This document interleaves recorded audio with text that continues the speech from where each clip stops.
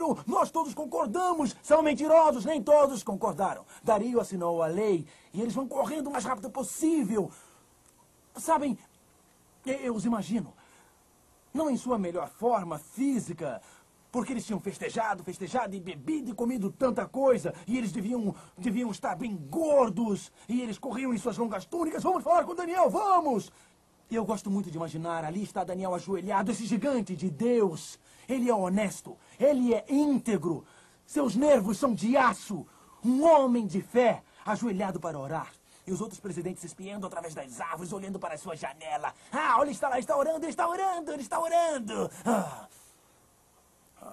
Puxa, o que mostra o que eles são. Pois eles estão investigando, eles estão espiando o Daniel, tentando pegá-lo em algum erro. Mas este decreto é muito significante, muito significante. Um dos assuntos deste decreto, vejamos cuidadosamente, um dos assuntos deste decreto, verso 12, se apresentaram ao rei e a respeito do interdito real lhe disseram: não assinaste o interdito que, por espaço de 30 dias, todo homem que fizesse petição a qualquer deus, ou a qualquer homem, e não a ti, ó rei, fosse lançado na cova dos leões? Respondeu o rei e disse: esta palavra é certa segundo a lei dos medos e dos persas. Nota os argumentos deste decreto. Existem pontos significativos neste decreto. O centro do conflito é a lei de Deus contra a lei dos homens. Um dos mandamentos de Deus diz: não terás outros deuses diante de mim. A lei de Deus e a lei dos homens. A lei de Deus diz: não terás outros deuses diante de mim. A lei dos babilônios, aliás, a lei dos medo-persas dizia: não adore ninguém exceto o rei Dario. Então a lei de Deus e a lei dos homens estavam em conflito. Os mandamentos de Deus e a lei dos homens estavam em conflito. A adoração a Deus ou a adoração a Dario era o conflito. No fim da vida de Daniel, aconteceu um conflito sobre adoração. Quem você adora? Como você adora? Quando você adora? Percebem quem vocês adoram, Deus ou os homens? Como vocês adoram, seguindo as ordens de Deus ou as ordens dos homens? Quando vocês adoram a Deus? Você suspenderia a sua adoração durante esses 30 dias? Digo, nos próximos 30 dias você só pode adorar Dario, portanto aqui tem um problema de tempo. No fim da vida de Daniel, ele enfrentou um teste de lealdade para com a lei de Deus e a sua adoração. E no fim dos tempos, um teste será feito de novo, que fará com que todos os homens voltem a adorar o seu Criador. Vamos fazer uma pequena pausa em Daniel 6, deixem os seus dedos marcando, e vamos para Apocalipse 14. No momento chamado final dos tempos, nas últimas horas da nossa história, mais uma vez, o assunto será adoração.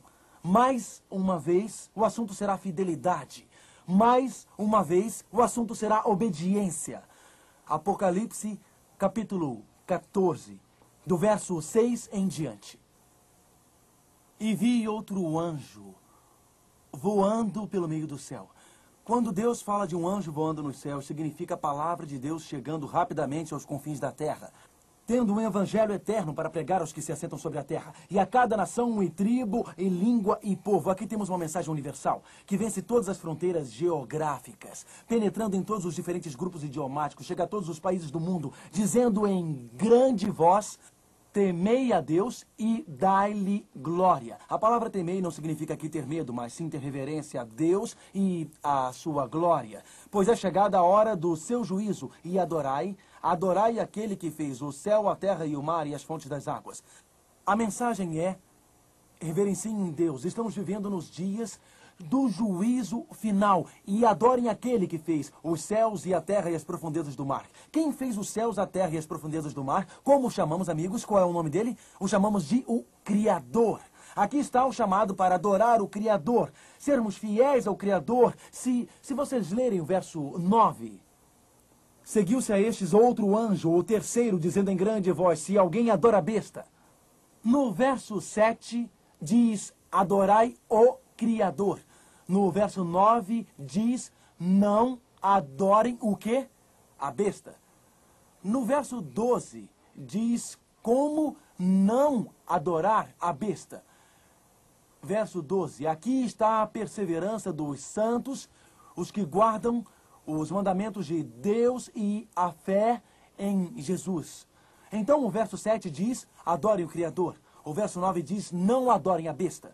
E no verso 12 diz: aqueles que não adoram a besta têm fé em Jesus e isto conduz à obediência. Nos dias de Daniel, um líder humano assinou um decreto que proibia adoração genuína. Nos nossos dias, um líder humano irá unir o Estado e a Igreja e farão um decreto que proibirá a adoração genuína. Daniel 3 e Daniel 6 são experiências paralelas. Em Daniel 3, um rei assinou um decreto que dizia: quem não ajoelhar e adorar a imagem irá para a fornalha.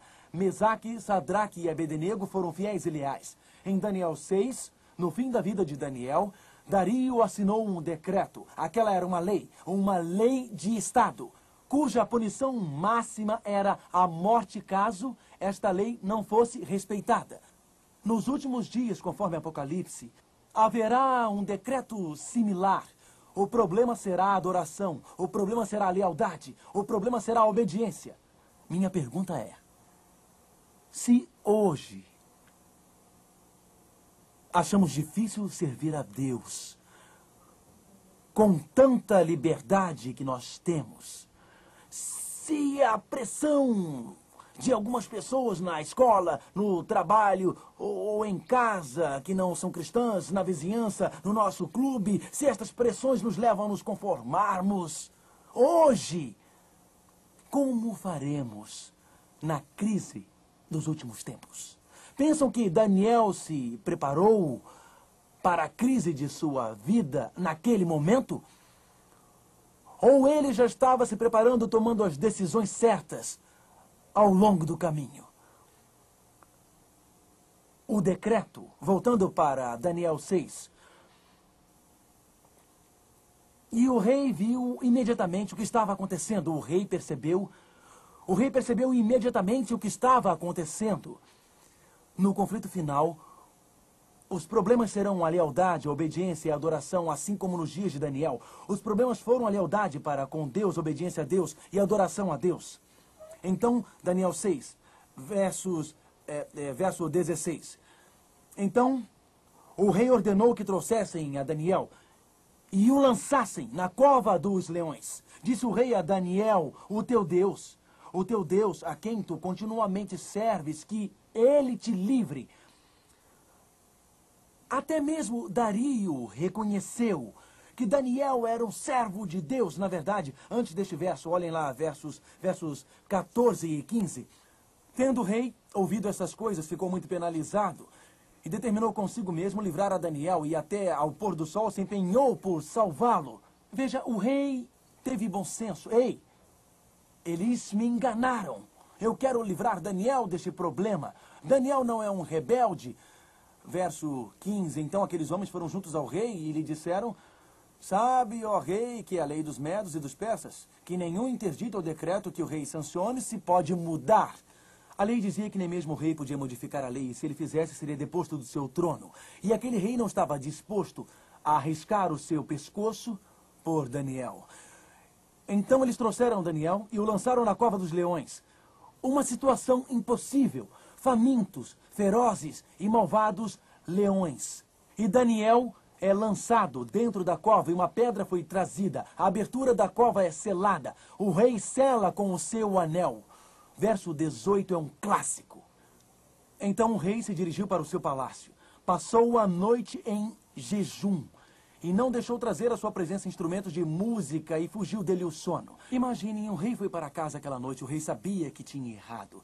Ele suava, gotas de suor brotavam da sua fronte e rolavam pela sua face. O seu estômago doía, ele não estava tranquilo, ele caminhava pelo palácio e seus servos se inclinavam e se